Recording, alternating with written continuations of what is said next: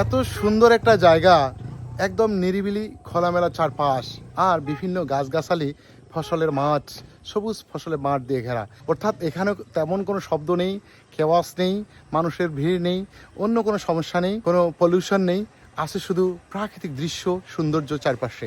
যার কারণে এই জায়গাটির নামকরণ করা হয়েছে নিঃশব্দ।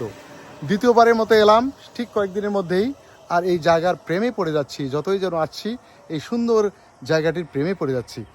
ওই যে ওই দূর প্রান্তে, দূর সীমানায় বৃষ্টি দেখা যায়, আর দেখা যাচ্ছে অবারিত ফসলের মাঠ, সবুজ ফসলের মাঠ, তাল গাছের সারি, সব কিছুই অন্যরকম একটা সৌন্দর্য এখানে এসে হাজির হয়েছে আমার ক্যামেরায়।